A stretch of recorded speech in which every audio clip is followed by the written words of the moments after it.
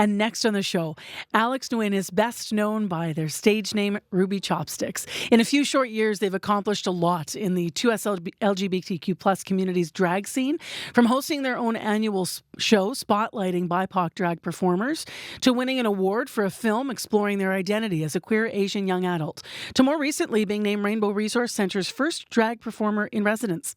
Alex was also announced this week as one of CBC Manitoba's Future 40 finalists, which is a list of community-minded Manitobans giving back to make our province better for future generations. And you can read all their bios and see all their gorgeous photos up on our website. But this is Alex's moment on the air with us. Congratulations. Thank you. It's wild to be here again. Congratulations on this. What does it mean to you to be named, someone in our community under 40 that's really doing good things for Manitoba and building community? It feels pretty surreal, to be honest, because I never really thought that I would be in this situation. So it's like, it is a dream come true, because I've always wanted to be like that person that would be on the radio and just like be such an inspiration and just kind of doing something good. So for me to, I feel like almost will it into the universe is really nice. And it's just, yeah, I don't know. I never thought I was going to get nominated ever for this. I was like, oh, this is really cool. Like, that'll be so fun for all these people up there. But to actually be sitting here with you and just actually getting the award and everything is, I'm still kind of dreaming. It doesn't feel real. You've done amazing work in community.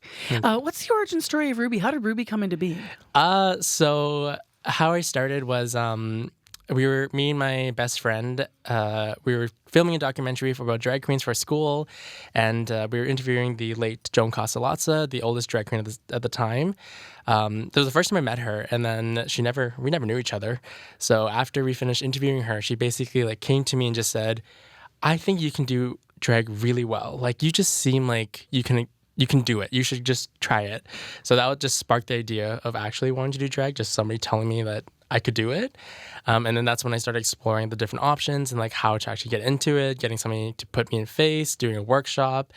And then when I found that Prairie Theatre Exchange workshop, that's kind of when drag happened. But I feel like drag was meant to be. I just didn't know what it was when I was younger, because I've always wanted to perform on stage, just always scared because I couldn't sing. I couldn't really act. So I feel like drag was like the only medium I could do, because I don't have to sing live. These photos are amazing. Oh, thank you. I mean, people can go to the website and they can check out, Ruby Chopstix. What are you wearing in this? I mean, can you describe the color and what you've got on? Yeah, so that's like a version of an it's a Vietnamese outfit. I think it's more like a royalty version. So I was like, royalty, let's just do that. But it's like a royal purple. It's with, I think there's phoenixes on it, if I remember correctly. And then I'm wearing a very, very big ornate wig where the camera people were like, we have to adjust the camera because your hair's too big. And I'm like, I'm so sorry. I didn't mean to. I forgot. How do you describe the signature style of Ruby? She is... I call her the Asian pop princess of Winnipeg because I am very pop oriented. So if you know like the pop queens like Ariana Grande, Janet Jackson, Beyonce, Lady Gaga, people like that, Rina Sawayama, I love taking from them and inspiration from them. Also, I'm trying harder to kind of embrace also my Vietnamese culture and just being Asian and being a person of color. So a lot of my outfits also do kind of take from that. How long does it take to typically put together a look or be, as you said, in face? So when I first started, it took me like 4 hours just to go into face because I didn't know nothing but makeup. But I've taken it down to an hour and a half, so that is great. But it's like about through 3 hours comfortably. But yeah. I could do it faster if I really want to, but I don't want to stress myself out. How did the evolution of Ruby coincide? You were talking about, speaking with Joan and learning about Joan and the origin, but how did the evolution coincide with your own path of self-discovery as a young queer person? Oh, it was really, really interesting because when I first started, I kind of really didn't care much of what was happening. I didn't really care much of who I was. I was just like, drag is fun. I'll just be out every week and just kind of enjoy my space, enjoy my time, enjoy my community. But as I kept doing it, I think it was after the pandemic, maybe, I started thinking more about just who I was and how I identified and just everything about me internally. And then realized how much I was kind of disregarding being Asian and queer at the same time. It was two separate things. So it was weird because I got tokenized a lot in the first few years and didn't realize. So as I started kind of take away those layers, I just realized it was more because I guess I didn't like being Asian for some reason. I was just getting whitewashed, and it was whitewashing myself. So this last few years, I got to kind of love myself more and just like embrace who I am and just really take it by the strings and just like appreciate where my parents came from and like what they gave to me.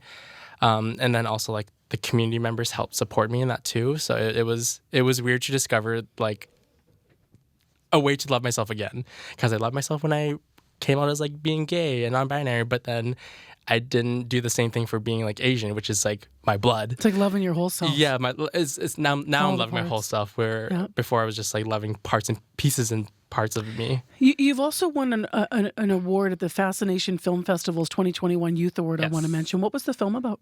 Not you. Yeah, it was about. It was like a small little experience I had when I was in high school where. Somebody I really liked talked to me for a second and then basically just told me straight to my face that I don't like Asian people. I would never date one. And I was like, huh, that's a little weird. Okay, but I didn't really take much thought into it because I was a kid. So it is an exaggeration of that little moment where a lot of Asian people are fetishized, but also at the same time nobody likes us, and people vocalize saying like, oh, we don't like Asian people, we never date them. So it was me figuring out that like I didn't want to date another Asian person, and maybe I wanted my white counterpart, but then at that same time that white counterpart didn't want me. So like, why am I choosing this person who hates me? But yeah, so that's kind of what the story is about. Hopefully that made sense. Yeah, it did make sense, especially in light of what you just shared also, right? And then you went on to make a film about this. I was not supposed to act in it. I just couldn't find an actor, so it was quite traumatizing to me. So it's hard for me to watch the film again because it's like it was my own story and I wanted somebody else to do it. So directing and acting was like, ooh, it's rough. So every time I watch it, I'm like, don't look at me. You've taken part in some drag storytime events, reading to families. You've done the outreach work I mentioned with the 2S LGBTQ plus community, and were recently announced as Rainbow Resource Center's drag performer in residence, just to reiterate your many accomplishments. What does all of that mean to you to embrace how you're mentoring really through drag? It means a lot. Because when I first started, I didn't do any of that stuff. I was just performing at the clubs and just like performing. I was not a person. I was just like an extra person on the side. So to be able to actually help inspire a lot of youth, a lot of queer youth, and a lot of Asian youth as well, it feels nice. Because when I grew up, I didn't get that role model. There was no queer Asians out there that were really public in the eye or like on radio, television, or doing all these big things. So to be able to at least give them a glimmer of hope that they can do anything and everything. And how do you find the courage to walk through a protest as Ruby? Because we know what the current climate has been around many of these different events that you're fronting and you're role modeling. It feels good. It feels good to do it, and because I now am more confident myself, so I will like strut for everybody else who can't do it right now, and I'll be like, you can put all your pain and suffering onto me, and I can help walk it for you.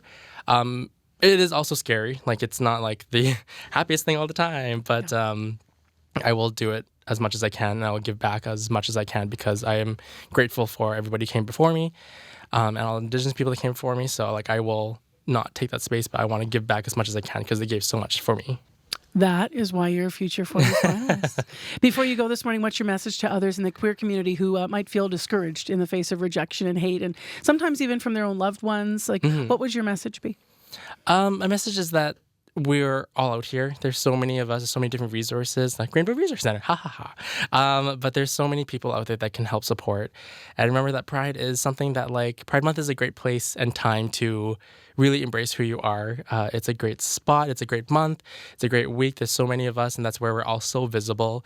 We get to explore it and get to celebrate every single year of June, so that's really fun.